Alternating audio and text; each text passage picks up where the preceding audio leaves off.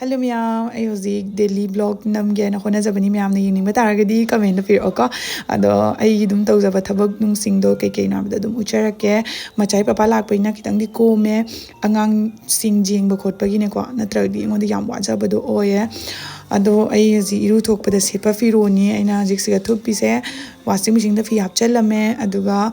ai iru thokpa luraga ai ahamada dub ana thaye adugi dub thabagi keno dub nungi mafam da fazana singdo khotoga dub thadoebako aduni miyam aigi ayuki morning routine haigadra kai haigadra ado khoi saidi oji kena tawna chat khare ek the breakfast mangrang ge na chanjang thambodo ma dum chat khare engonda disturb ti am tawbidre bako hoji kanje masu masana dum gyan tajare ine bako Hello ma'am, ma'am di ngasi da kay nomtang hijaram ge ko akoy gi pregnant oiba ladies na amadi pregnant oidaba ani makna chaba yaba akoy hakchang da nupi oiba singi di yamna hendok tudong na kana ba hida amtang panjaram ge hidak na te ko se ayurveda gi queen of hearts haina ini haidi ayurveda gi kana ba singi marakta khwai da gi kana ba pot sak amani ba ko akoy miyoy ba da lei ba ana ba se sama gi matak tamana phan ba ngamba adugumba hidak na te ko adugumba pot sak makalamani aduga sigi posak se ko gi uni bu ko manado ming do kauto kare manado siga iramge aji magi maru sina semak pani bu ko sigi hidak se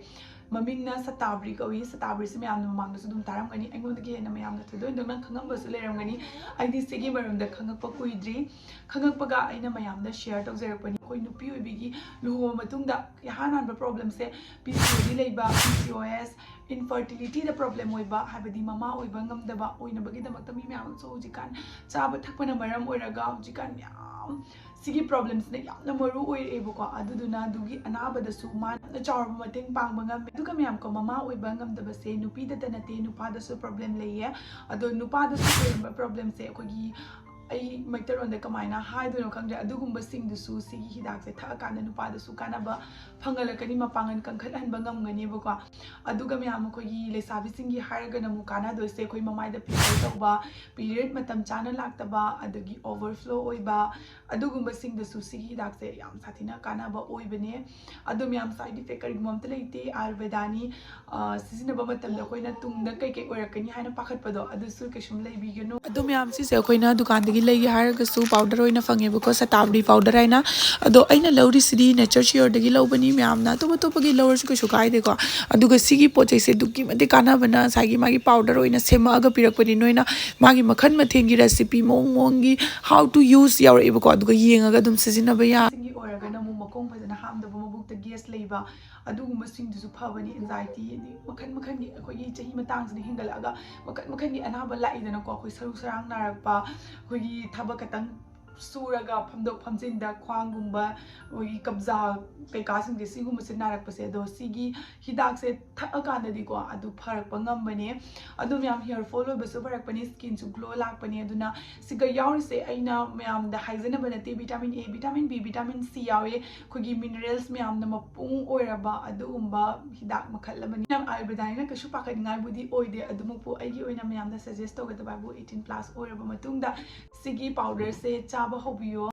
aduga myam sigi hidak se kana bagi chang se khogi mama oina loiraba mama oiraba matungda ingangi sangom thoktabana problem oiba su myam mayok naribani adugumba da su sigi hidak se kana ba oini aina myam thigala hungatlaga sigi hidak se kana ba se ekdam satina kana ba do oirame ko mai kai khudi makta sigi hidak se na kana ba oirame koi normal koi nupi masa sing amadi ahan sing amadi pregnant oidaba nupi sing na thakning ba taraga di ko ising sarum sarum tawba matamda magi hidak ge chamos sama hapiraga khoido chamos sama hachan biraga mix tawraga nutigi thakpiyo aduga pregnant ladies oraga namu khogi sangom sarum tawba sangom da magi powder se hapiraga mix tawraga thakpiyo ado yam sathina kana ba phangbane ado myam na sigi satavari hairi se ai se nature share dagi lobani habidi mogi masagi oiba certificate amasu yauzei ba ko thajaba oibagi aina nature share dagi lobani myam na tupadagi lawgi araga so adum yai aina hariba satavari gi sigi pot se se dale adum myam na pamiba taraga di ko ai link description da hapchiramagi myam chatlaga adum check out to sanbiraka ngasi ki di bye next video da mo kunarasi